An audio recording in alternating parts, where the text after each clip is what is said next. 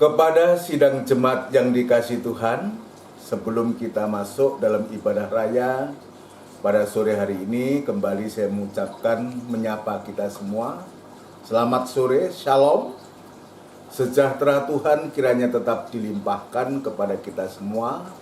Mari saudaraku yang kekasih, kita akan mempersiapkan diri, membawa hidup ini menghadap kepada Tuhan untuk kita melaksanakan ibadah yang Tuhan sudah berkatkan kepada kita.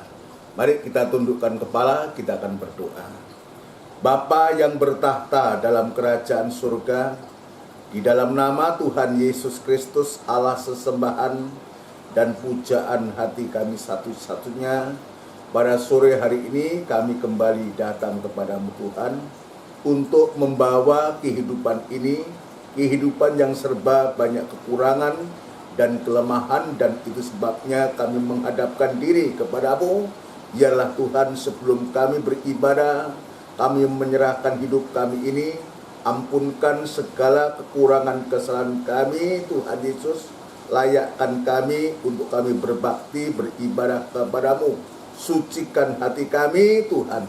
Terima kasih Tuhan, terima kasih. Biarlah urapan-Mu nyata dalam ibadah kami, di saat kami memuji membesarkan nama-Mu. Terima kasih Tuhan, terima kasih Tuhan, terima kasih. Sekali lagi kami serahkan ke tangan-Mu, kami mengundang hadirat-Mu hadir di tengah-tengah ibadah kami, menyertai ibadah kami, terutama memberkati ibadah kami dari awal sampai pada selesainya. Terima kasih Bapa, terima kasih hamba-hamba-Mu yang terkait dalam ibadah ini. Alat-alat yang digunakan kami serahkan ke tangan-Mu. Biar Tuhan menolong menjamah semua, singkirkan dari segala perkara-perkara dunia, dari segala pekerjaan setan. Dan itu sebabnya kami panggil nama yang penuh kuasa untuk mengusirkan segala pekerjaan setan itu di dalam nama Tuhan Yesus Kristus, darah Kristus yang berkuasa. Terima kasih Tuhan, terima kasih. Terima kasih, kami sambut ibadah ini di dalam nama Tuhan Yesus Kristus. Haleluya. Amin. Puji Tuhan. Saudaraku yang kekasih, mari kita menyiapkan diri untuk kita memuji membesarkan nama Tuhan.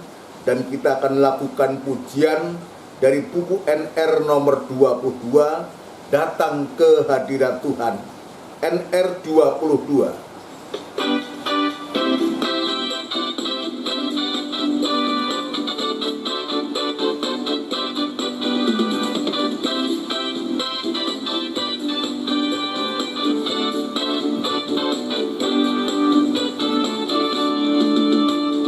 Datang ke hadirat Tuhan dengan hati yang penuh sukacita.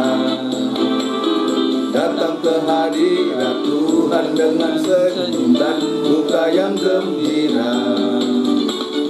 Tanggalkan beban dan kesedihan yang ada di dalam hatimu. Kenakan jubah pujian, sambut hadirnya Sang Raja.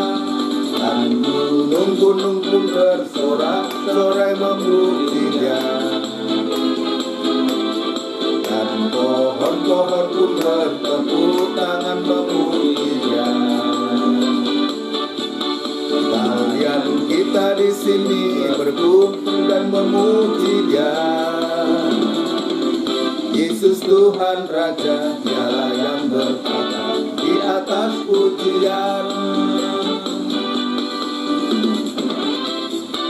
Haleluya.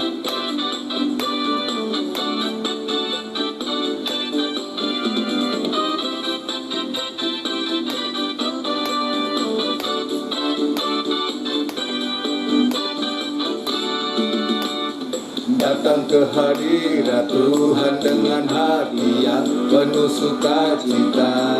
Haleluya. Datang ke hadirat Tuhan dengan senyum dan muka yang gembira. Tanggalkan beban dan kesedihan yang ada di dalam hatimu. Kenakan jubah pujian, sambut hadirnya Sang Raja. Dan gunung-gunung gunung pun bersorak-sorai memuji-Nya. Dan pohon-pohon pun bertepuk tangan memuji-Nya. Sekalian kita di sini berkumpul dan memuji-Nya. Yesus Tuhan Raja, Dialah yang bertata di atas pujian. Haleluya.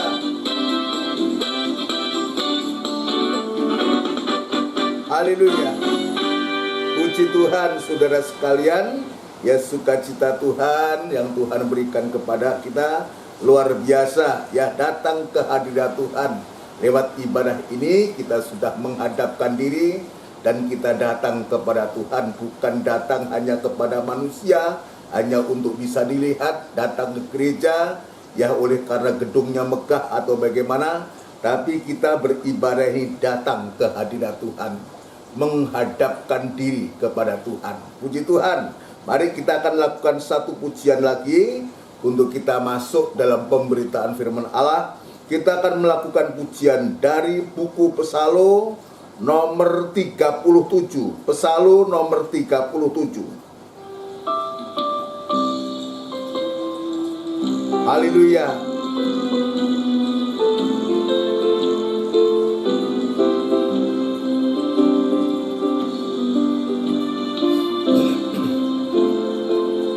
Jalan yang ku tempuh mendekat Allahku, walau mungkin ku berbatu. Jalan yang ku tempuh bukan pilihanku, namun itu terbaik buatku. Salib yang ku tanggung bila kehendaknya ku mau tanggung dengan rela. Bab Dia yang tentukan aku dibebankan, ku lakukan bagi Dia. Apa yang terjadi, kemana ku pergi, Tuhan yang tentukan hidupku. Siapakah ku ini, mau jalan sendiri, bukankah aku milikmu?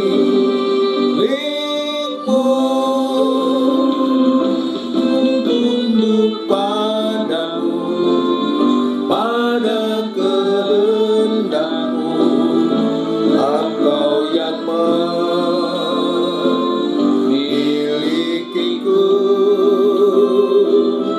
Jiwaku terangkat bila ku berserah sepenuh padamu, Tuhan.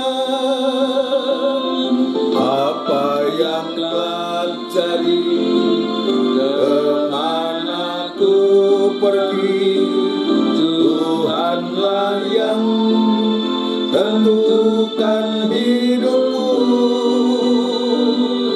Siapakah ku ini, mau jalan sendiri, bukankah aku milikmu?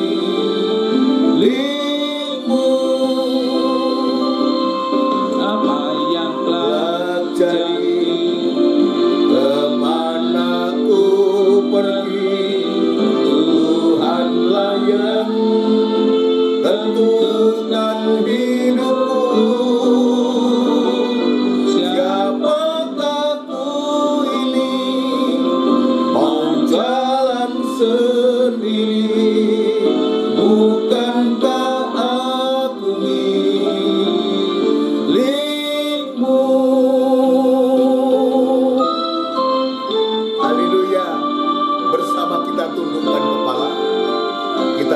berdoa untuk firman Tuhan. Haleluya. Benar Tuhan, kami menyadari siapakah kami ini, namun kami percaya Tuhan, Engkau yang sudah menebus dosa, kesalahan, dan kejahatan kami dengan harga yang tunai. Dan sekarang Tuhan, benar kata pujian ini, kami bukan milik kami sendiri, tetapi Engkaulah yang memiliki kami. Dan itu sebabnya Tuhan, kelanjutan hidup kami kembalikan kepada Engkau. Dan kami yakin dan percaya apapun yang terjadi, kemanapun kami pergi, biarlah Tuhan yang mengatur, yang menentukan langkah-langkah hidup kami ini Tuhan. Itu sebabnya Tuhan, lewat ibadah, lewat kami mendengarkan firman Allah ini, Engkau akan menuntun kami kembali. Engkau akan mengarahkan kami kembali untuk kami masuk dalam keselamatan, bahkan keselamatan kekal untuk selama-lamanya bersama Engkau Tuhan. Terima kasih Bapa di surga, terima kasih kami sudah memuji membesarkan nama-Mu. Dan selanjutnya kami mau belajar lagi Tuhan untuk membaca firman-Mu, untuk mendengarkan firman-Mu. Dan itu sebabnya urapi firman-Mu dan urapi kami sekalian Tuhan dalam pengurapan yang datangnya dari surga. Terima kasih Tuhan Yesus. Terima kasih buat kemurahan dan kasih-Mu, kebaikan-Mu kepada kami. Kami berdoa untuk gereja-gereja lain yang bersamaan beribadah semacam di tempat ini.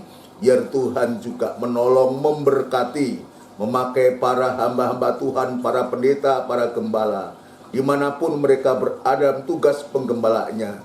Biarlah Tuhan pengurapan yang dari surga nyata untuk mampu menyampaikan firman-Mu dengan benar dan murni Tuhan. Terima kasih Bapa di surga. Terima kasih, demikian pula hamba tetap berserah diri kepadamu Tuhan, mengetahui keterbatasan hamba.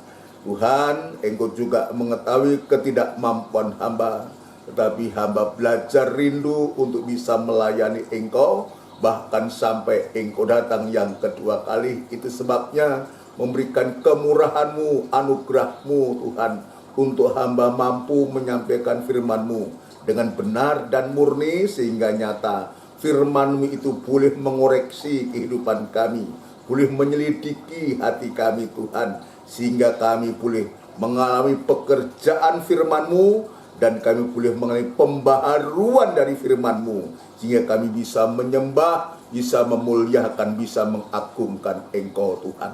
Terima kasih Bapa di surga. Terima kasih sidang jemaat-Mu yang saat ini berada di rumah masing-masing. Ya Tuhan, kiranya tetap menolong, memberkati, dudukkan mereka semua sidang jemaat-Mu dengan baik, dengan tenang Tuhan, terutama memberikan hati yang selalu merindukan Engkau Tuhan. Terima kasih Bapa di surga. Terima kasih, kami siap untuk mendengarkan firman-Mu, dan sekarang berfirmanlah Tuhan kepada kami semua. Dalam nama Tuhan Yesus Kristus kami sambut firman Tuhan. Haleluya. Amin. Puji Tuhan. Saudaraku yang dikasihi Tuhan, sekali lagi sebelum lanjut dalam pemberitaan firman Tuhan, saya mengucapkan kepada kita semua selamat sore, shalom. Sejahtera Tuhan kiranya tetap dilimpahkan kepada kita. Kita bersyukur, berterima kasih, kita merasakan suatu bahagia Tuhan oleh karena kita bisa beribadah kepada Tuhan. Jadi ibadah itu, saudaraku, ibadah itu seringkali saya mengatakan bukan membuang waktu. Ya, bukan membuang waktu, tapi justru beribadah itu semacam ini, saudaraku. Kita sedang memanfaatkan waktu. Ya, sedang memanfaatkan waktu untuk kita menggunakan waktu-waktu yang ada ini. Setelah sepanjang hari kita beraktivitas, berkegiatan, saudaraku, aktivitas apapun juga, tapi hati kita masih merindukan ibadah. Masih merindukan ibadah. Dan Tuhan sudah sentuh hati kita. Tuhan sudah mengingatkan kita lewat Roh Kudus-Nya, sehingga Tuhan menaruh hati yang rindu. Kerinduan itu ditaruh Tuhan dalam hati kita, sehingga kita bisa berkumpul, kita bersekutu semacam ini, semacam sekarang ini. Jadi bukan karena kuat dan gagah kita kalau kita bisa beribadah, kita bisa sembahyang, itu bukan karena kuat dan gagah kita. Oleh karena Tuhan lewat Roh Kudusnya itu sudah menaruh kerinduan dalam hati kita untuk merindukan Dia, untuk merindukan firman-Nya. Sehingga sungguh-sungguh kalau kita lakukan ibadah itu dengan penuh syukur, dengan penuh sukacita, dengan penuh kebahagiaan, justru Tuhan itu sudah menyediakan berkat-berkatnya. Ya, ibadah dengan rasa ucapan syukur itu memberikan keuntungan besar. Ya, memberikan keuntungan besar. Berulang saya mengatakan, kadang-kadang kita tuh salah. Ya, salah dalam apa? Kita mencari ibadah, kita beribadah supaya kita beruntung. Ya, tidak salah juga sebetulnya. Ya, tidak salah juga. Ya, tetapi kalau itu tujuannya, kalau kita beribadah, kita ke gereja hanya untuk supaya kita diberkati, untuk supaya kita bisa menjadi kaya, maka kita salah alamat. Ya, salah alamat. Padahal sesungguhnya kalau kita beribadah itu, datang kepada Tuhan itu dengan penuh rasa syukur, takut dan hormat kepada Dia, maka sudah Tuhan itu menyediakan keuntungan besar, bukan keuntungan kecil. Alkitab mengatakan, ya, memberikan keuntungan yang besar. Jadi, ya, kalau saya sebut, tidak usah mencari keuntungan, tetapi Tuhan sudah memberikan keuntungan yang besar. Itu sebabnya lewat ibadah ini, lewat kita bisa mendengarkan firman Allah dalam urapan Roh Kudus ini, maka sungguh-sungguh lewat ibadah ini tujuannya untuk apa? Ya, bukan saya katakan, bukan untuk mencari berkat, bukan untuk mencari kaya, tidak, tapi untuk kita dibawa oleh Tuhan lebih dekat lagi kepada Tuhan. Apalagi di hari-hari ini, saudara sekalian, kita sedang belajar, sedang mempelajari tentang ukupan wangi-wangian yang dibakar di atas mezbah dupa emas. Ukupan ini kalau dibakar, menghasilkan dupa, menghasilkan asap, ya, menghasilkan bau harum di hadapan Tuhan. Ya, demikian juga kalau kehidupan kita, ya, lewat firman dan Roh Kudus itu mendorong hati kita, kita datang kepada Tuhan, kita berdoa, kita menyembah kepada Tuhan, ya, kita menyembah kepada Tuhan, maka sungguh-sungguh asapnya itu naik ke atas, Selalu saya mengatakan, kehadirat Allah dan Tuhan itu senang, sebab Dia adalah Allah yang cemburu, yang tidak boleh dan tidak mau disamakan dengan apapun juga yang ada di bumi ini dalam bentuk benda atau patung atau dari baik yang ada di bumi, di bawah bumi. Tuhan tidak mau, sebab Allah itu cemburu. Allah itu cemburu. Tuhan mau untuk supaya penyembahan kita itu hanya tertuju kepada satu-satunya tujuan, kepada Allah di dalam Kristus Yesus. Ini kalau ini kita lakukan, seperti tadi saya mengatakan, kalau kita beribadah dengan benar, maka ada keuntungan. Tuhan sudah menyiapkan keuntungan. Kalau asap itu naik ke atas kehadiran Tuhan, maka abunya itu sudah otomatis. Semakin banyak Ya, ukupan wangi-wangian kita bakar di hadapan Tuhan, saudaraku. Semakin banyak abunya itu jatuh kepada. Apa itu abu? Itulah berkat-berkat Tuhan. Berkat yang besar, keuntungan yang besar yang Tuhan sudah sediakan kepada kita semua. Puji Tuhan, saudara sekalian, kita sedang mendalami, terus mendalami ukupan yang dicampur, yaitu kemarin kita sudah memeriksa getah damar atau mur, yang kedua juga kulit lokan, getah rasa mala, dan juga kemenyan, Inilah ukupan. Ya, ukupan yang sudah dicampur, yang disebutkan dari bahan pokok itu, dicampur menjadi satu ukupan wangi-wangian. Namun demikian juga digarami, murni, dan suci. Ini yang Tuhan mau. Artinya apa? Artinya adalah penyembahan yang tepat itu, ya, penyembahan yang benar itu justru akan menghasilkan suatu semangat. Kalau kita lakukan itu, menghasilkan suatu semangat. Kenapa? Sebab kita menyembah kepada Allah yang hidup, bukan Allah yang mati. Di dalam Tuhan Yesus Kristus, bukan Allah yang mati, tapi Allah yang hidup, yang memberikan semangat kepada kita, yang menyedapkan bagi kehidupan rohani kita. Ya, jadi kita menyembah itu justru membuat ya kehidupan kita semakin sedap, semakin ada rasa, sebab disebutkan digarami, murni dan suci.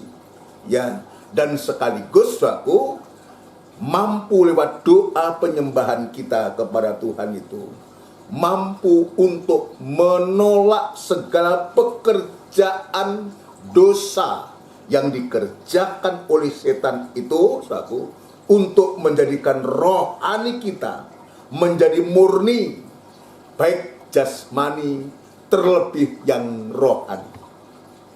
Ini hal yang luar biasa, saudara sekalian, yang bagaimana Tuhan itu di hari-hari ini mengajarkan kita untuk belajar menyembah.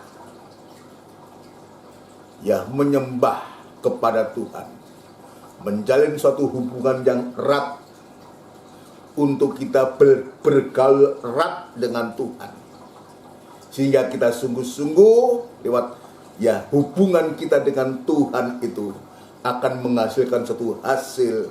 Nanti disebutkan juga menghasilkan sukacita, menghasilkan damai sejahtera, juga menghasilkan atau membuat kehidupan kita menjadi percaya, bukan takut dan khawatir. Nah, coba kalau kita tidak mau berdoa dan kita menyembah kepada Tuhan, tidak mau menyembah kepada Tuhan, dengan situasi yang sekarang ini, di masa-masa pandemi ini, akan membuat kita takut, membuat kita was-was, membuat kita khawatir, dan itu jelas akan mengganggu kehidupan kita, sehingga kita tidak bisa hidup tenang dan damai. Tapi sebaliknya, kalau kita bisa menyembah kepada Tuhan, maka segala rasa takut, rasa kebimbangan, rasa kekhawatiran itu akan menjadi lenyap. Kenapa? Karena kita sudah bergaul erat. Ya, kita sudah menyatu dengan Tuhan. Doa penyembahan itu dan damai sejahtera Allah itu sungguh-sungguh nyata dalam kehidupan kita. Itu sebabnya Rasul Paulus dalam suratan Filipi, suratan Kolose, dalam Kolose pasal yang keempat, nanti memang juga kita akan membaca Filipi juga, Sekarang kita akan membaca suratan Rasul Paulus kepada sidang jemaat Kolose, ketepatan ya suratan Kolose ini dalam susunan tabernakel dalam tanda misbah dupa emas. Kita akan membaca Filipi pasal yang keempat ayat yang kedua. Apa kata Rasul Paulus kepada jemaat di Kolose ini? Ya.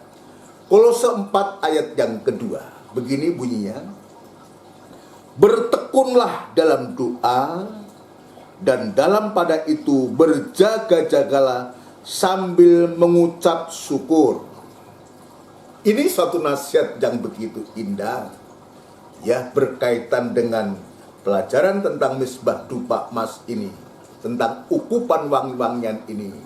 Maka dikuatkan lewat tulisan Rasul Paulus ini kepada jemaat Kolose, untuk supaya di hari-hari ini kita bertekunlah dalam doa.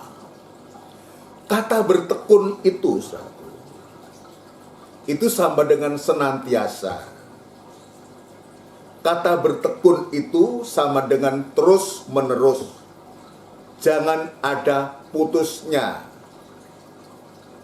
Kapan kita harus berdoa?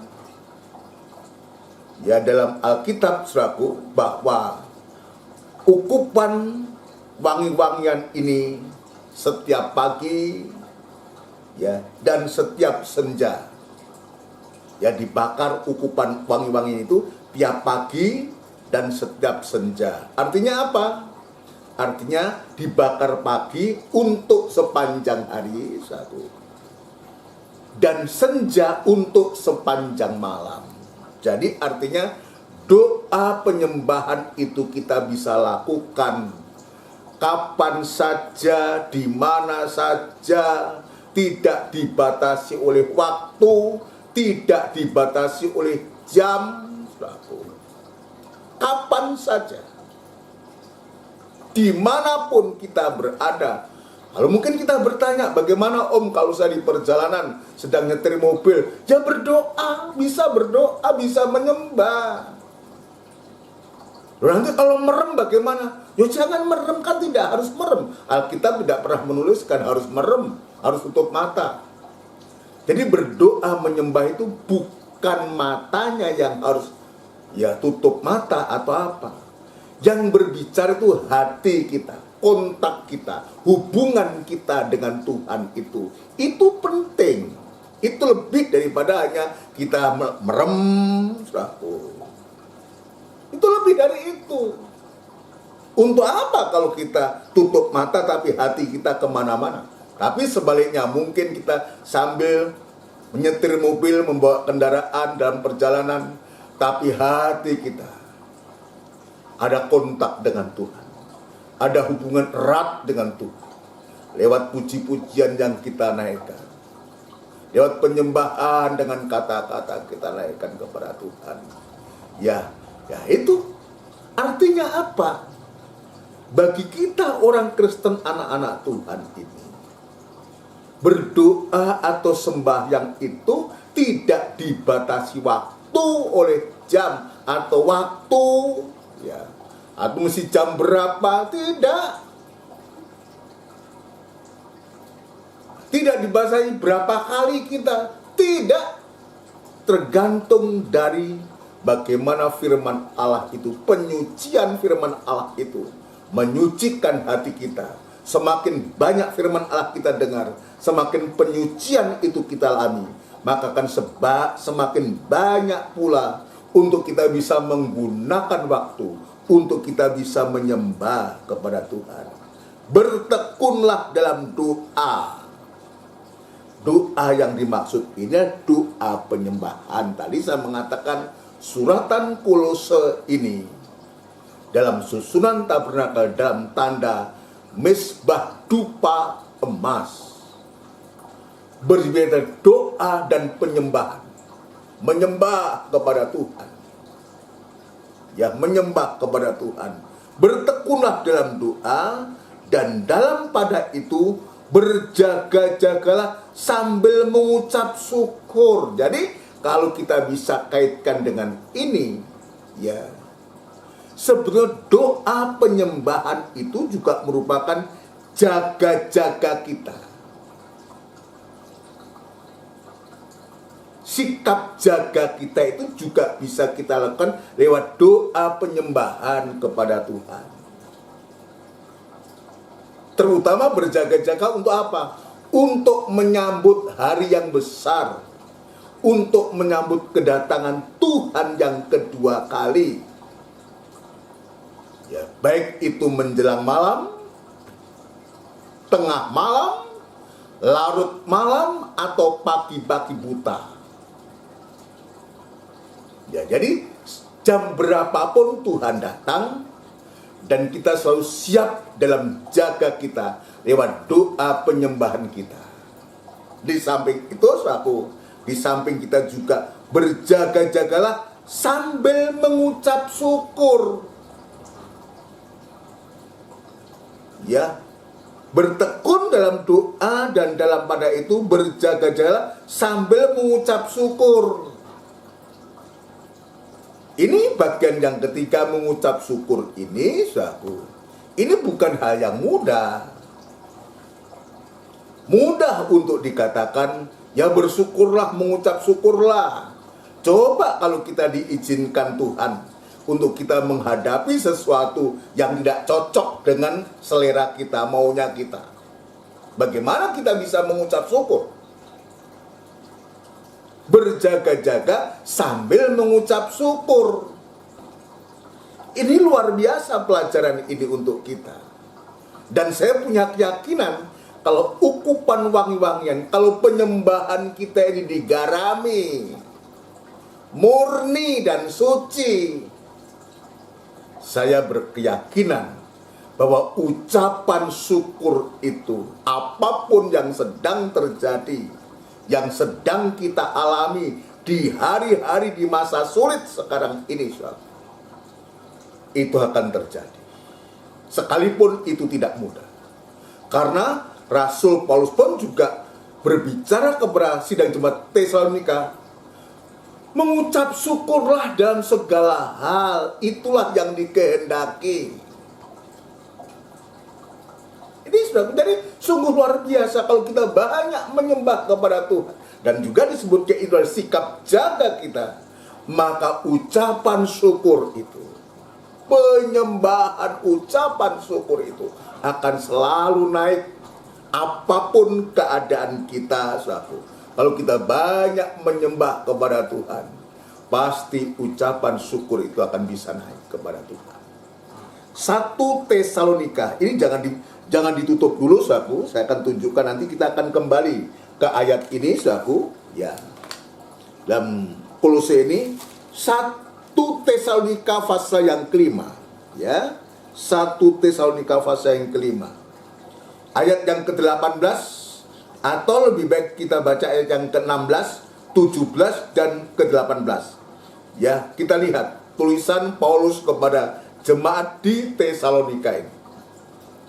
Bersukacitalah senantiasa, tetaplah berdoa, mengucap syukurlah dalam segala hal, sebab itulah yang dikehendaki Allah di dalam Kristus Yesus bagi kamu. Jadi mengucap syukur dalam segala hal. Segala hal itu kalau baik, ya sudah kita, ya gampang untuk kita mengucap syukur. Tetapi bagaimana jika Tuhan izinkan kita mengalami hal-hal yang kurang baik menurut daging kita ini, menurut perasaan kita? Bisa nggak kita mengucap syukur? Tapi Alkitab ini, firman Tuhan ini tidak pernah salah. Lewat Paulus kita diajar untuk mengucap syukur dalam segala hal, baik atau tidak baik waktunya. Ucapan syukur itu harus kita naikkan kepada Tuhan. Itu bisa terjadi kalau hubungan kita ini digambarkan, ukupan itu, wangi-wangian kita bakar, digarami, murni dan kudus, itu baru bisa kita rasakan. Baru kita bisa mengatakan apapun keadaan kita, mengucap syukurlah. Sebab ayat mengatakan, sebab itulah yang dikehendaki Allah, atau diridhoi oleh Allah, diterima oleh Allah. Jadi dikehendaki sama diridhoi. diterima doa itu dan membuat hati Tuhan itu senang. Ya, itulah yang dikehendaki Allah di dalam Kristus Yesus bagi kamu, bagi kita semua sidang jemaat. Mari kita kembali dalam Kolose pasal yang keempat tadi, ayat yang ketiga. Atau lebih baik saya baca ayat yang kedua, bertekunlah dalam doa dan dalam pada itu berjaga-jagalah sambil mengucap syukur. Ayat yang ketiga, berdoa jugalah untuk kami. Jadi kepada sidang jemaat, karena tulisan ini ditujukan kepada jemaat. Pertama, Paulus dia mengajarkan untuk kita bertekun berdoa, berjaga dan mengucap syukur. Tapi Paulus sebagai hamba Tuhan, ya, dan sekarang adalah hamba-hamba Tuhan, termasuk saya sebagai gembala sidang dan gembala-gembala yang lain, ada jemaat, pendeta-pendeta lain bersama jemaat satu. Maka sebagai hamba Tuhan, sebagai seorang gembala juga tidak bisa sendiri. Dan itu sebabnya Paulus mengatakan berdoa jugalah untuk kami. Jadi kami hamba-hamba Tuhan, kami pendeta, kami gembala ini juga membutuhkan doa dari saudara-saudara sidang jemaat semua. Bukan saja gembala membawa doa syafaatnya kepada jemaat, tetapi juga gembala perlu didoakan oleh jemaat. Untuk apa? Ya, jadi ya, mendoakan kepada jemaat, kepada gembala itu jangan saudara berdoa, Tuhan ya jadikanlah pendetaku kaya, jadikanlah gembala kaya. Bukan itu. Bukan itu doanya. Doa jemaat itu kalau untuk gembala, untuk pendeta itu bukan seperti itu. Ya kayak apa? Justru yang didoakan itu supaya apa? Supaya gembala, supaya pendeta itu ya diberikan firman Allah, diberikan pembukaan firman Allah. Satu. Yang kedua juga diberikan keberanian hati untuk mampu menyampaikan atau memberitakan firman Allah. Sehingga gembala pendeta tidak ragu, tidak takut dalam pemberitaan firman Allah itu. Ya, hasil dukungan dari jemaat itu sangat dibutuhkan, terutama untuk pembukaan firman Tuhan, sekaligus untuk pemberitaan firman Tuhan. Ayat yang ketiga, berdoa jugalah untuk kami, supaya Allah membuka pintu untuk pemberitaan kami. Jadi jangan salah. Iya, jangan salah. Soal berkat itu urusannya Tuhan. Tugasnya jemaat itu mendoakan gembala, mendoakan pendeta itu untuk supaya diberikan firman Allah, diberikan pembukaan firman Allah, supaya Allah membukakan pintu untuk pemberitaan kami. Artinya kalau ada pembukaan firman Allah, pasti ada pembukaan jalan yang lain. Jika Tuhan bukakan firman Allah, ya jika Tuhan itu memberkati dengan firman Allah, sekarang siapa yang untung? Ya kalau hamba Tuhan gembala itu diberkati, dibukakan firman Allah, siapa yang diuntungkan? Juga jemaat. Itu sebabnya saya selalu menasihatkan kepada jemaat, kepada kita semua, nyatakanlah kerinduanmu kepada Tuhan, supaya Tuhan memberikan firman Allah lewat gembalamu, lewat pendetamu. Dan itu sebabnya ya Sri Paulus mengatakan, berdoalah juga untuk kami supaya Allah membuka pintu untuk pemberitaan kami, sehingga kami dapat berbicara tentang rahasia Kristus yang karenanya aku dipenjarakan. Ini kita lihat. Ini kalau saya bisa melihat ini, dibandingkan Rasul Paulus ini, saya ini bukan siapa-siapa, bukan apa-apa. Paulus ini karena kecintaannya kepada Tuhan, dia sebagai hamba Allah rela sampai dia di penjara. Dia menuliskan surat ini ketika dia ada di penjara. Dia ingat jemaat itu sekalipun dia di penjara, artinya sekalipun dia dalam kesulitan-kesulitan. Dan kadang-kadang jemaat tidak mau tahu dan tidak mau tahu kesulitan dari hamba Tuhan, kesulitan dari gembalanya. Pokoknya aku didoakan dan aku diberkati. Tapi kita seringkali jemaat tidak mau mengerti dan tidak mau tahu apa kesulitan gembala, kesulitan pendeta ini. Ini contohnya. Contoh, dalam kesulitan yang amat sangat, dia dibelenggu di penjara, tapi hatinya itu masih memikirkan sidang jemaat. Dia menulis surat untuk membangkitkan semangat dari jemaat, untuk supaya jemaat tidak menjadi lemah, jemaat tidak menjadi takut dan ragu, terutama situasi yang semacam ini, kesulitan masa pandemi ini.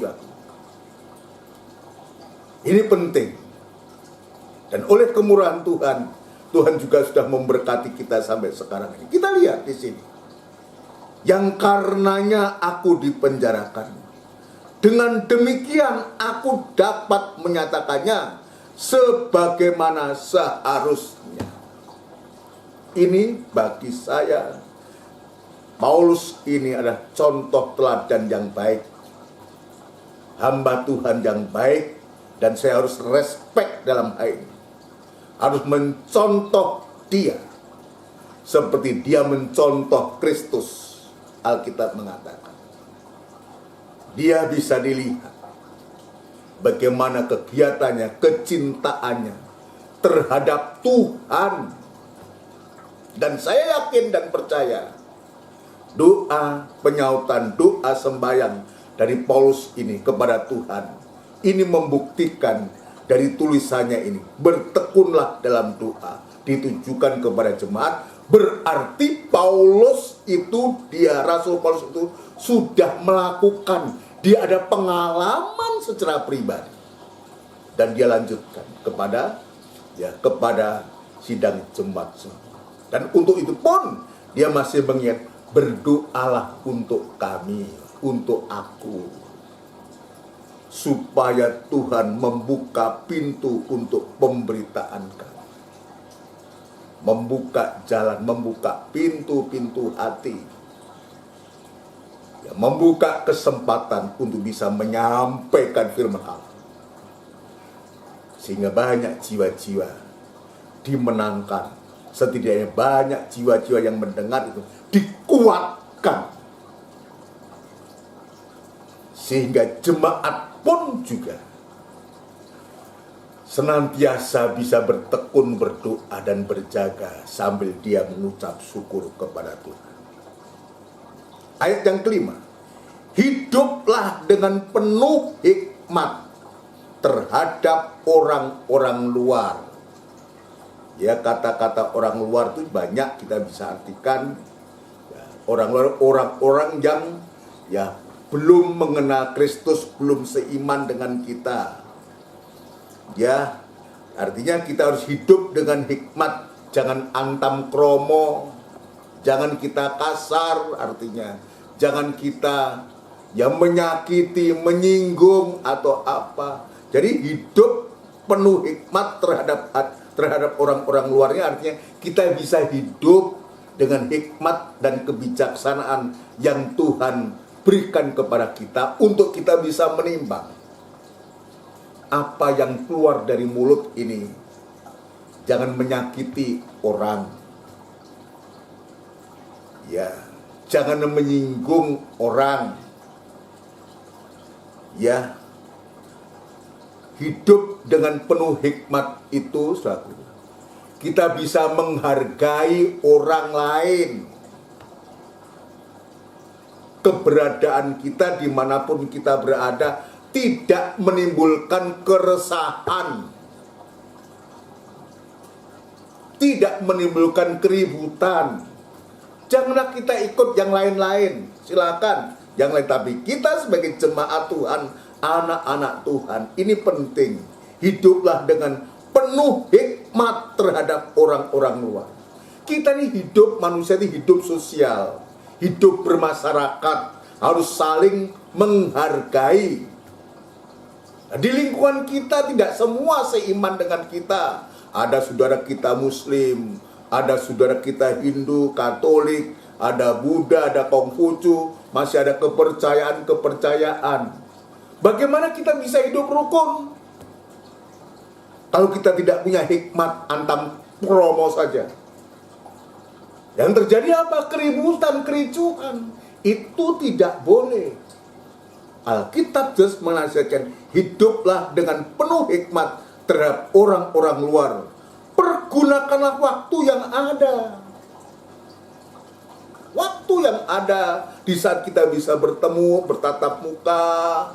Ya kalau di tempat kami, ya, saya tinggal di perumahan, ya tahulah di perumahan itu siapa lu siapa gua. Ya, berbeda kalau di pedesaan.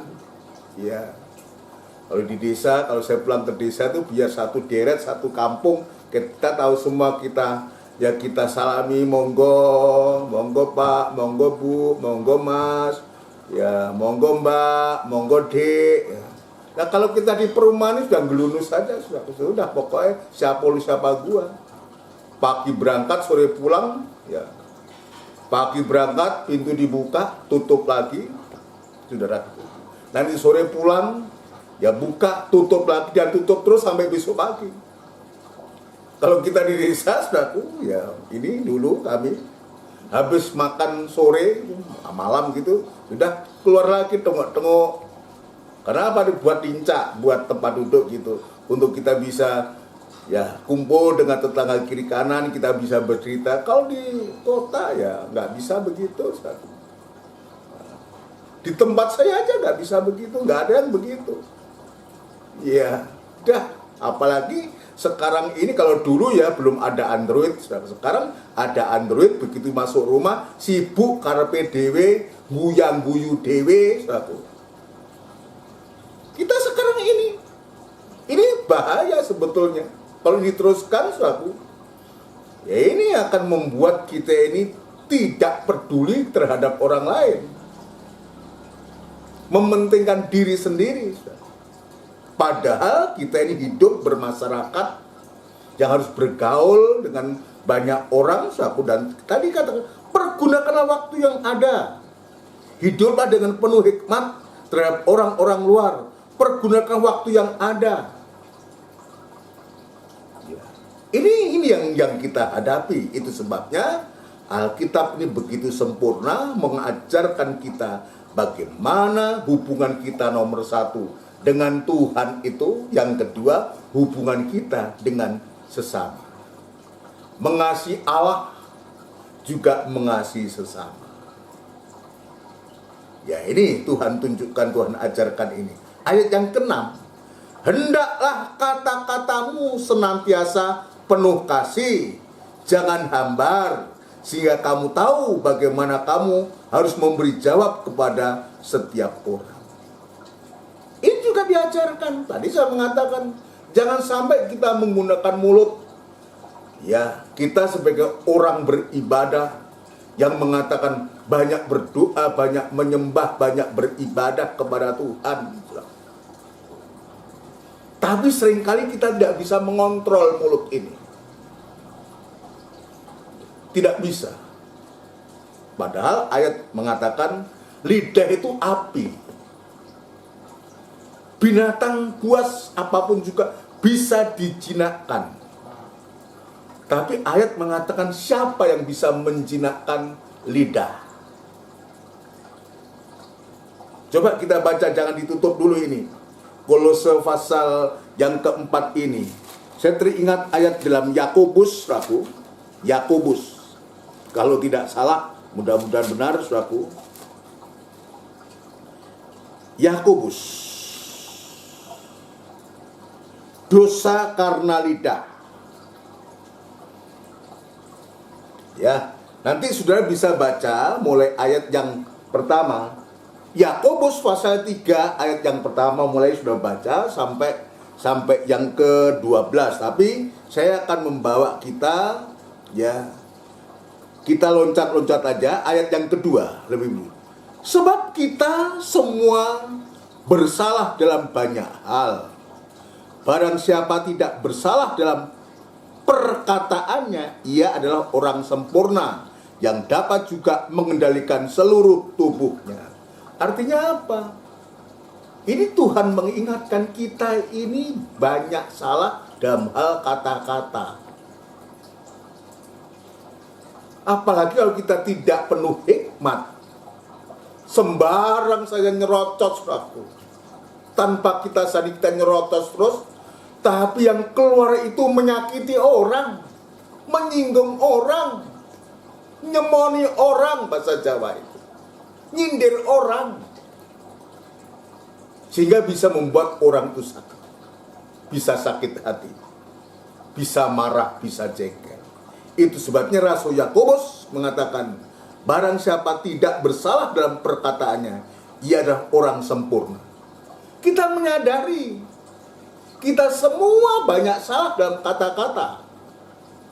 Itu sebabnya firman Tuhan ini begitu sempurna mengingatkan kita. Tadi dalam Alkitab dikatakan, hendaklah kata-katamu senantiasa penuh kasih, jangan hambar. Jangan hambar. Artinya apa? Harusnya perkataan-perkataan lidah kita atau perkataan yang keluar dari mulut kita ini harusnya jangan menyakiti orang, jangan menyinggung orang. Menyakiti, menyinggung orang, membuat orang marah, itu artinya hambar, nggak ada rasa.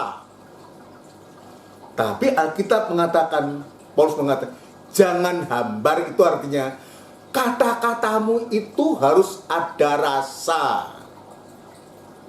Ya, seperti ukupan wangi-wanginya itu harus digarami. Kemarin saya menjelaskan tentang fungsi dari garam itu ada dua. Untuk memberi rasa, untuk mencegah atau menolak segala jenis kebusukan. Itu garam. Itu sebabnya dikatakan kata-katamu jangan hambar. Artinya kalau kamu ngomong, kita ngomong menggunakan mulut ini, ya betul-betul bisa dirasakan, dinikmati orang. Ya, kata-kata yang menyejukkan orang, yang menghibur orang, yang memberikan harapan kepada orang. Jangan kata-kata yang hambar, nggak ada makna. Ya, itulah yang Tuhan tunjukkan kepada kita. Kembali kepada Yakobus tadi. Tadi ayat yang kedua, saudaraku. Sekarang kita akan membaca ayat yang ke-6. Ya. Lidah pun adalah api. Ia merupakan suatu dunia kejahatan dan mengambil tempat di antara anggota-anggota tubuh kita sebagai sesuatu yang dapat menodai seluruh tubuh dan menyalakan roda kehidupan kita. Sedang ia sendiri dinyatakan oleh, ya, dinyalakan oleh api neraka. Jadi ini bahaya lidah ini kalau kita tidak bisa mengendalikan. Itu sebabnya kata-kata itu jangan hambar. Nah, kalau kita hidup penuh hikmat yang didapatkan dari Tuhan lewat kita berdoa menyembah kepada Tuhan, pasti kata-kata kita tidak hambar. Kata-kata yang penuh makna. Tadi saya mengatakan yang menyejukkan, yang menyenangkan, yang menghiburkan, yang memberikan harapan kepada orang lain. Orang lain pun dengan perkataan kita adem hatinya. Tapi sebaliknya kalau kita begitu ngomong nyelekit, seperti api yang membakar, lidah itu api. Ini yang menjadi persoalan. Perhatikan ayat yang ke-7. Semua jenis binatang liar, burung-burung, serta binatang-binatang menjalar, dan binatang-binatang laut dapat dijinakkan dan telah dijinakkan oleh sifat manusia. Itu betul.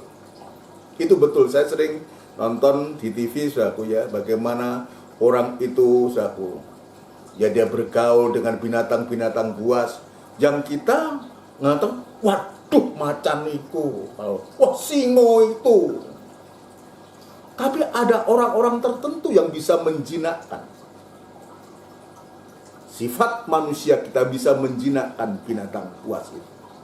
Dulu waktu kami pertama datang ke Johor, saudaraku, di Johor itu anjingnya gede-gede. Waktu saya tahun 84 itu gede-gede. Datang itu sudah kita orang baru diteriakin, saudaraku, dicekokin. Padahal kalau saya di kampung biasa potong anjing, saudaraku. Waktu itu, saudaraku. Potong anjing, makan anjing, daging anjing itu saya. Ya. Tapi kali ini, saudaraku, saya datang pertama masuk di asrama itu jenggongi, diteriakin sama anjing. Rupanya ini musuh ini, datang ini musuh. saya suka begitu, saudaraku, ya, gitulah waktu itu. Lah ada seorang ibu namanya Bu Yahmi, sepuh aku. Saya juga tidak tahu. Sini kamu kan orang baru, kasih makan dia, kenalan sama dia. Kita dikasih tempe, kita kasihkan, dia minta. Dia terima, anjing itu terima, dia makan. Kita lempar 1-2 kali. Lama-lama dia, ya, binatang sebuas apapun juga, kalau kita juga, ya, kita lakukan dengan kasih, kita kasih, kita kenalan, baik juga dengan kita, nggak ada masalah. Jadi demikian ini. Kita lihat tadi jelaskan ayat yang ke-7, binatang-binatang buas itu dapat dijinakkan dan telah dijinakkan oleh sifat manusia. Tetapi tidak seorang pun yang berkuasa menjinakkan lidah. Ia adalah sesuatu yang buas, yang tak terkuasai, dan penuh racun yang mematikan. Ini kita ada Alkitab yang menjelaskan, yang menyatakan, bukan saya. Ya, kalau saya mengatakan ini, saudara marah. Tapi ini Alkitab, firman Tuhan yang mengatakan. Ya, Alkitab jelas. Tetapi tidak seorang pun yang berkuasa menjinakkan lidah. Ia adalah sesuatu yang buas. Jadi ternyata lidah ini lebih buas dari binatang buas. Ya, kita lihat, lidah ini lebih buas daripada binatang buas, yang tidak terkuasai dan penuh racun yang mematikan. Jadi lidah ini penuh racun yang mematikan. Bisa membunuh karakter seseorang dari perkataan kita. Bisa menghancurkan orang oleh perkataan kita. Ya, itu sebabnya, saudara sekalian, ya, kita bersyukur, kita berterima kasih kepada Tuhan. Karena Tuhan itu begitu baik, saudara. Dia menginginkan justru untuk supaya kehidupan kita di hari-hari ini menjadi orang yang diberkati. Dan itu sebabnya biar ukupan wangi-wangian itu yang sudah digarami, yang murni itu, yang suci itu, itulah doa penyembahan kita kepada Tuhan. Sehingga Tuhan lewat doa penyembahan tadi Kolose mengatakan, kita mendapatkan hikmat yang dari Tuhan. Dia sebutkan, saudaraku, hendaklah kata-katamu senantiasa penuh kasih, jangan hambar. Dan saya punya keyakinan, kalau kita banyak berdoa, kita banyak menyembah kepada Tuhan, keobahan karakter itu terjadi. Ya, penyembahan yang didorong oleh firman dan urapan Roh Kudus ini akan menghasilkan pembaharuan, sehingga kita bukan saja kita bertekun, ya kita bisa bertekun dalam doa dan sembahyang, tapi tadi saya mengatakan juga doa sembahyang kita juga merupakan suatu sikap jaga kita, dan ucapan syukur itu selalu naik ke hadapan Tuhan. Ini luar biasa. Dan sekaligus dalam Kolose tadi kita bisa mendoakan bukan saja kepada hamba-hamba Tuhan, kepada gembala, kepada pendeta, tapi kita bisa mendoakan sidang jemaat Tuhan, sampai mendoakan semua orang, sampai kita mendoakan semua orang. Bahkan Alkitab mengatakan mendoakan orang yang memusuhi kita, mendoakan orang yang membenci kita. Saudara sekalian, mendoakan semua orang, sampai betul-betul kita sampai bisa mendoakan orang yang memusuhi kita. Ini membuktikan kehidupan kita selesai di hadapan Tuhan. Damai sejahtera Allah itu ada dalam hati kita, sehingga sukacita itu ada. Ketakutan, kekhawatiran itu lenyap dalam hati kita. Puji Tuhan. Kita baca dalam Filipi pasal yang keempat. Filipi pasal yang keempat. Ini juga merupakan tulisan Rasul Paulus. Filipi ini dalam susunan tabernakel dalam tanda pelita emas, terang, ya terang. Jadi kalau dengan kata lain, penyembahan kita ini menghasilkan satu keobahan, menghasilkan satu terang yang ajaib. Apa gunanya pelita ini, saudara? Apa gunanya terang ini? Ya, Alkitab mengatakan kamu adalah terang dunia. Terang ini fungsinya ya untuk bisa dilihat orang, tapi juga untuk bisa memberi terang, untuk menerangi. Dan orang dengan keberadaan terang itu, sekecil apapun juga terang yang ada, itu akan memberikan dampak kepada orang lain, terutama mereka-mereka yang hidup dalam kegelapan dosa. Dan ketika dia melihat terang itu, dia akan bisa merasakan ada ketenangan, ada sukacita. Itu sebabnya Rasul Paulus, dia menyatakan dalam tulisannya Timotius pasal yang keempat, saudaraku, ayat yang keempat, saudaraku, ya. Kalau kita bisa membaca ayat yang kedua mulai itu, ya Paulus juga sempat menasihati ya seorang pemudi atau seorang wanita, saudaraku, Euodia kunasihati dan Sintike kunasihati.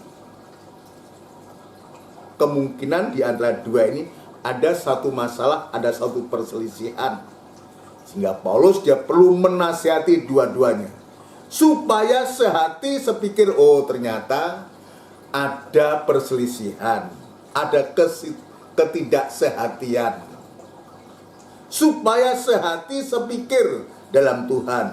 Bahkan ku minta kepadamu juga Sunsugos, temanku yang setia, tolonglah mereka, karena mereka telah berjuang dengan aku dalam pekabaran Injil, bersama-sama dengan Clemens dan kawan-kawanku sekerjalan yang lain, yang nama-namanya tercantum dalam kitab kehidupan. Ini kita juga harus waspadai, bahwa ternyata juga ya antar saudara seiman pun juga masih ada semacam perselisihan.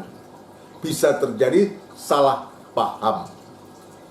Tapi firman Tuhan itu begitu luar biasa.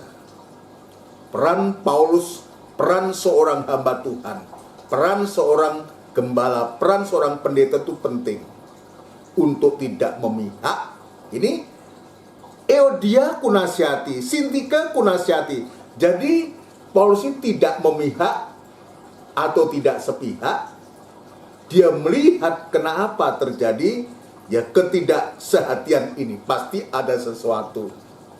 Maka dua-duanya dinasihati supaya mereka hidup sehati sepikir, sehati sepikir dalam Tuhan. Bahkan saudara yang lain juga, ayo kita saling menasihati.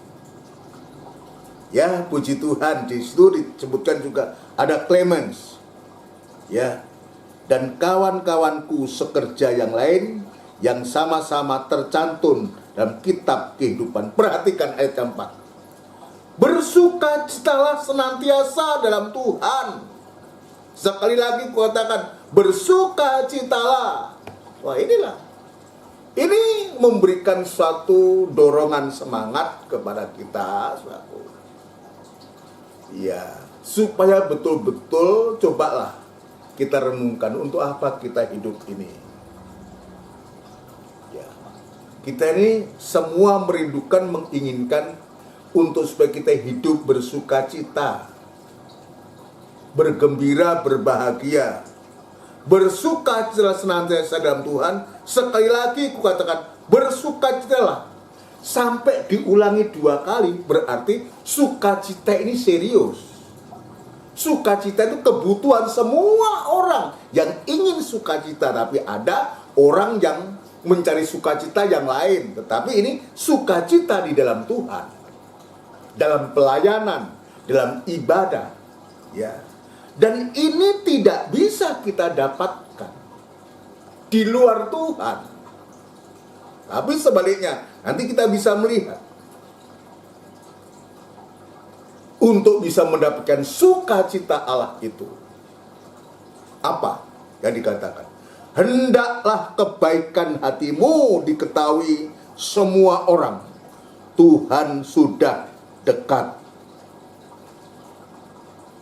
Ada sukacita, dan kita diajar untuk supaya kebaikan itu diketahui semua orang, bagaikan terang, bagaikan pelita yang bisa dilihat dan bisa dirasakan oleh setiap kita. Itulah kehidupan kita jemaat Tuhan itu. Itulah kehidupan orang Kristen itu sesungguhnya. Bisa dilihat dan bisa dirasakan. Hendaklah kebaikan hatimu diketahui semua orang. Tuhan sudah dekat. Ya. Jangan lidah yang seperti api. Jangan. Lidah seperti api yang betul-betul bisa menghanguskan. Dan juga disebutkan racun yang bisa mematikan. Tapi justru sebaliknya bisa dilihat, bisa dirasakan orang. Lewat kebaikan-kebaikan, lewat perbuatan kebajikan yang kita lakukan kepada orang. Melakukan kebajikan itu bukan hanya kita bisa memberi apa. Ya syukur baik kalau kita ini punya harta, benda, punya apa, bisa membantu orang lewat harta benda itu. Tetapi minimal kita menunjukkan kebaikan itu. Mungkin kita tidak punya harta benda. Mulailah dari sikap kita, dari hati kita, hati yang baik kepada Tuhan, kepada sesama. Mulai dari hati yang baik, sikap yang baik, kata-kata yang baik. Ini cukup, ini sudah cukup untuk kita, ya, kita bisa memperlihat. Hendaklah kebaikan hatimu diketahui semua orang. Ini perbuatan yang kita lakukan itu orang bisa merasakan. Dengan tampilnya kita, dengan keberadaan kita, kita ini bisa betul-betul menjadi berkat bagi orang lain. Jangan malah menjadi sandungan. Jangan. Ini Alkitab yang mengatakan, saudaraku. Ya, Tuhan sudah dekat, artinya ingat waktunya Tuhan itu, kedatangan Tuhan semakin dekat. Dalam Injil Matius pasal yang kelima, saudaraku, dia sebutkan pasal 5 ayat yang ke-16, demikianlah hendaknya terangmu bercahaya di depan orang, supaya mereka melihat perbuatanmu yang baik dan memuliakan Bapakmu di surga. Menunjukkan kasihmu dalam hal kita berbuat baik. Ya, kebaikan mulai dari hati kita ini lewat perbuatan yang baik, sikap yang baik tadi. Ini harus ditunjukkan. Ya, puji Tuhan. Saya lanjutkan. Janganlah hendaknya kamu khawatir tentang apapun juga, tetapi nyatakanlah dalam segala hal keinginanmu kepada Allah dalam doa dan permohonan dengan ucapan syukur. Damai sejahtera Allah yang melampaui segala akal akan memelihara hati dan pikiranmu dalam Kristus Yesus. Jadi puncaknya, sumbernya dari semua itu adalah kita kembalikan bagaimana sikap kita nomor satu kepada Tuhan. Doa dan permohonan kita, penyembahan kita kepada Tuhan, ini yang akan menghasilkan ya ukupan wangi-wangian yang digarami, yang murni, yang suci, penyembahan kepada Tuhan, yang membangkitkan semangat, yang menyedapkan bagi kehidupan rohani kita, tapi juga bisa dirasakan oleh orang lain. Sehingga bukan saja kita bisa berdoa kepada hamba Tuhan, ya, tapi juga ada sukacita, ada damai sejahtera, dan ketakutan dan kekhawatiran itu hilang dari kita. Kalau damai sejahtera itu ada, yang melampaui segala akal ini, ada, memelihara kita, memelihara hati kita, maka sesungguhnya ketakutan, kekhawatiran yang sering kali menggelisahkan kita ini lambat laun akan hilang. Sebab damai sejahtera itu melampaui segala akal kita. Dia akan menguasai kita, akan memimpin kita untuk supaya kita berbahagia bersama Tuhan, bersama dalam keluarga kita, berbahagia dengan sesama kita semua. Ini luar biasa. Ini luar biasa. Itu sebabnya saudara sekalian, yang terakhir untuk pemberitaan firman Allah pada sore malam hari ini, saudaraku, biarlah di hari-hari ini kita banyak membakar ukupan. Artinya kita banyak berdoa, banyak menyembah kepada Tuhan. Biar ini saja kita lakukan. Kalau kita bisa menyembah kepada Tuhan, Tuhan memberikan sukacita, kekhawatiran hilang, damai sejahtera itu ada pada kita. Selesai masalah. Yang lain itu adalah urusan Tuhan. Guru saya mengatakan, yang terpenting, Thomas, bagi kita, bagaimana kita melayani Tuhan. Urusan kita itu sudah bukan urusan kita. Urusan kita sudah diurus oleh Tuhan. Bapakmu tahu apa yang engkau butuhkan. Ini nasihat dari guru saya yang diambil dari Alkitab. Saya ulangi, urusan kita, Thomas mengatakan kepada saya, bagaimana kita bisa melayani Tuhan, bisa menyenangkan Tuhan, bisa menyembah Tuhan. Sedangkan kebutuhan kita, keperluan kita, itu sudah menjadi urusan Tuhan. Ini yang membuat saya berbahagia. Dan nasihatnya saya tidak pernah saya lupakan. Sebab guru saya mengalami Dan guru saya juga mengambil, meyakini firman Allah. Dan saya juga yakin itu. Amin, saudaraku. Puji Tuhan, kiranya firman Tuhan dalam ibadah raya ini sudah memberkati kita. Dan kita terus berdoa untuk supaya Tuhan bukakan firman Allah sejauh mana Tuhan inginkan untuk kita bisa melihat atau mendengar berita firman Allah ini untuk kita semua. Puji Tuhan, mari kita akan akhiri ibadah kita dan kita akan melakukan satu pujian dari buku Pesalo, buku Pesalo nomor 74. Pesalo 74, firman-Mu agung. Firman-Mu agung.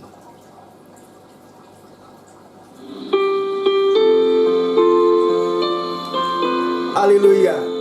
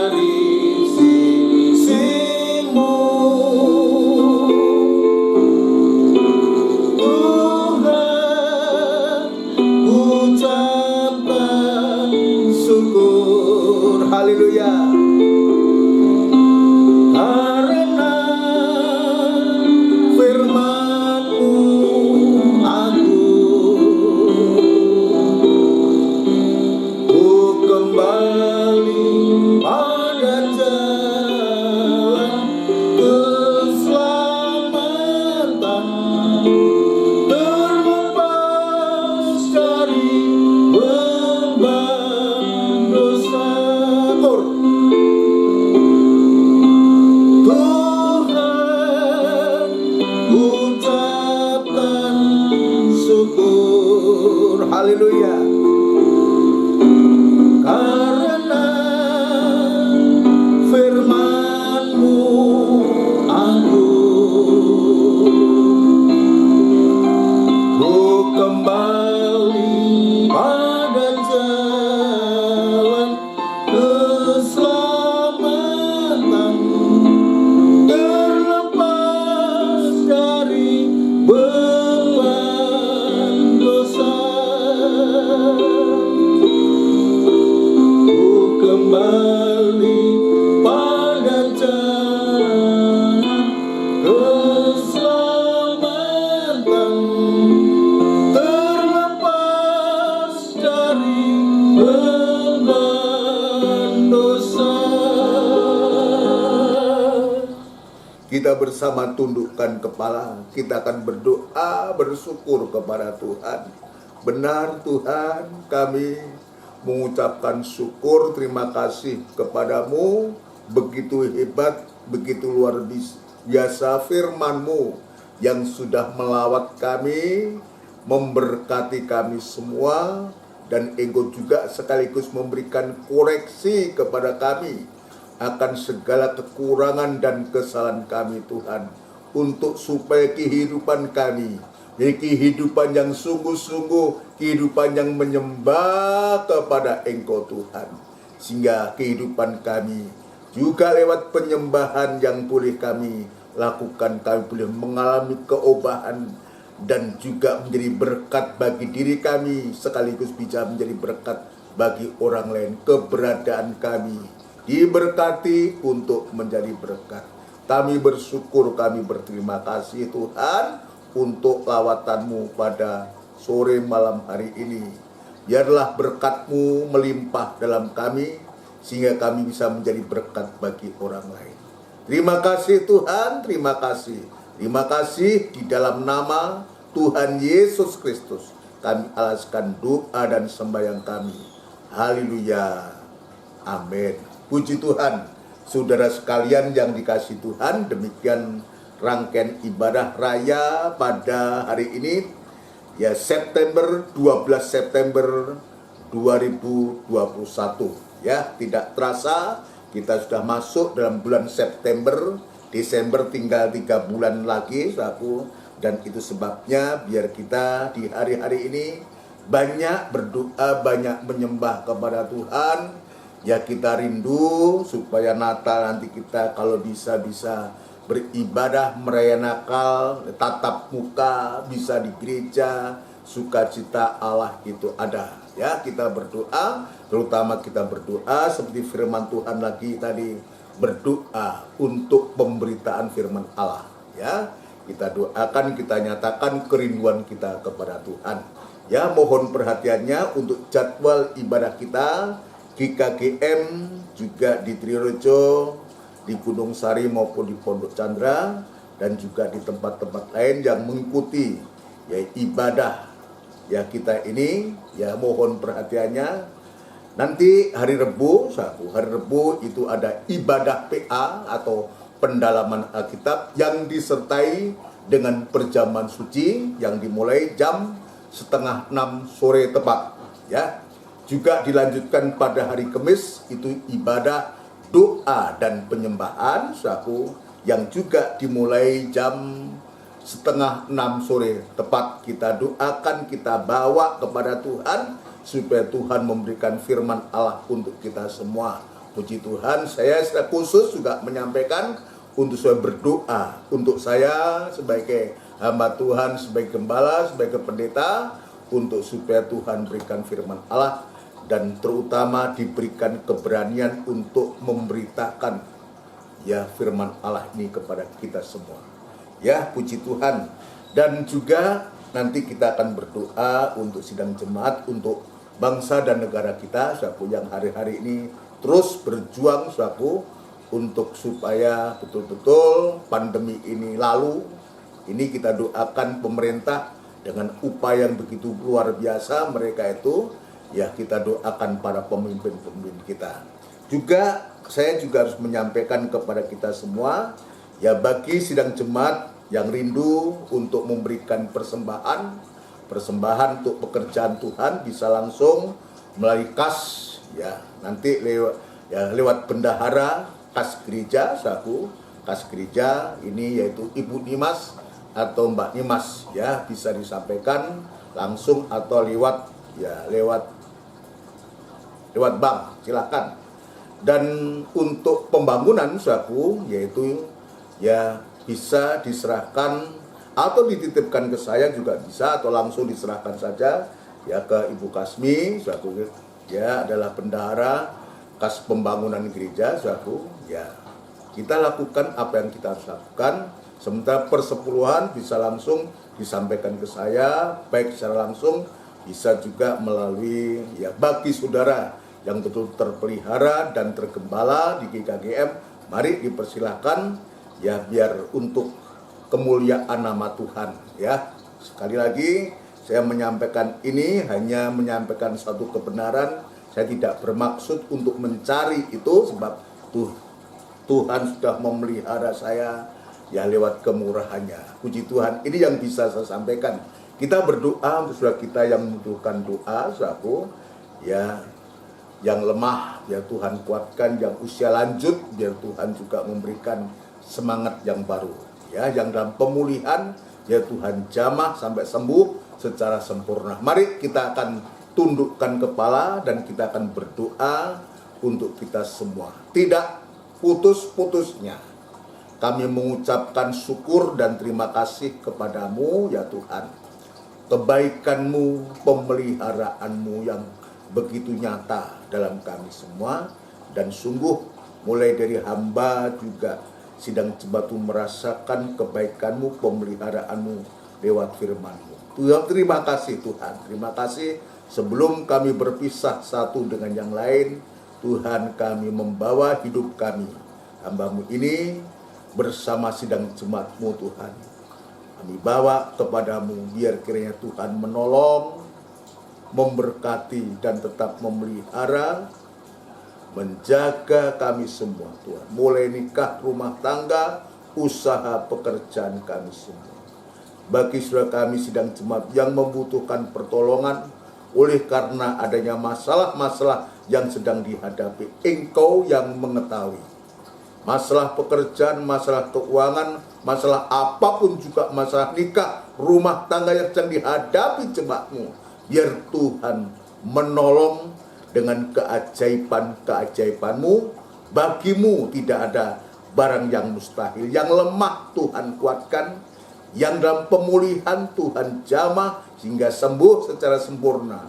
Orang-orang tua kami tetap memberikan hati yang rindu kepada Engkau, dan Tuhan memberikan sukacita, dan Tuhan memberikan kesabaran kepada mereka semua. Tuhan, terima kasih memberikan hati yang semangat berkobar-kobar untuk tetap mengiring Engkau. Segala pekerjaan setan yang coba-coba mengganggu sidang jemaat-Mu semua, dalam bentuk apapun juga kami serahkan ke tangan-Mu, dan kami panggil nama-Mu yang penuh kuasa untuk mengusirkan segala pekerjaan setan itu di dalam nama Tuhan Yesus Kristus, darah Kristus yang berkuasa. Terima kasih Tuhan, terima kasih. Demikian pun kami tetap berdoa dan selalu bawa dalam doa bangsa dan negara kami, Republik Indonesia yang kami cintai, sebab kami meyakini Tuhan bahwa pemerintahan yang sah ini adalah wakil-Mu di bumi untuk menegakkan keadilan di bumi, untuk menyandang pedang untuk kami semua. Itu sebabnya Tuhan, kami selalu berdoa dan membawa dalam doa khususnya kepada pemimpin-pemimpin kami yang Engkau memberikan mandat, Engkau mempercayakan, Tuhan memberikan amanah kepada para pemimpin kami, mulai dari Bapak Presiden, Wakil Presiden, jajaran menteri, pejabat tinggi negara di pusat, sabuk daerah, TNI, Polri, bahu-membau khususnya dalam menghadapi pandemi corona ini. Tuhan memberikan hikmat akal budi yang dari Engkau, sehingga kebijakan-kebijakan Tuhan yang dinyatakan untuk pemerintahan kami ini betul-betul Tuhan akan memberikan kesejukan, memberikan harapan, memberikan semangat untuk memelihara kami seluruh rakyat di Indonesia ini Tuhan. Terima kasih Bapa di surga, terima kasih, kami yakin dan percaya Engkau pasti akan menolong bangsa kami, bahkan bangsa di dunia ini yang sama-sama menghadapi pandemi corona ini. Terima kasih Tuhan. Sebentar kami akan berpisah, mungkin mau beristirahat malam Tuhan. Sekali lagi kami serahkan seluruh hidup kami ke tangan-Mu. Ya Tuhan, menolong kami semua. Saudaraku yang kekasih, biarlah rahmat anugerah cinta yang besar yang datangnya dari Allah Bapa, Sang Putra dan Roh Kudus yang sepenuhnya di dalam nama Tuhan Yesus Kristus memberkati kami sekali, menyertai menjaga kami mulai hari ini sampai Maranatha, Yesus datang yang kedua kali. Terima kasih Tuhan. Terima kasih, di dalam nama Tuhan Yesus Kristus kami alaskan doa dan sembahyang kami. Haleluya. Amin. Puji Tuhan. Saudara sekalian, selamat malam. Salam sehat buat kita semua.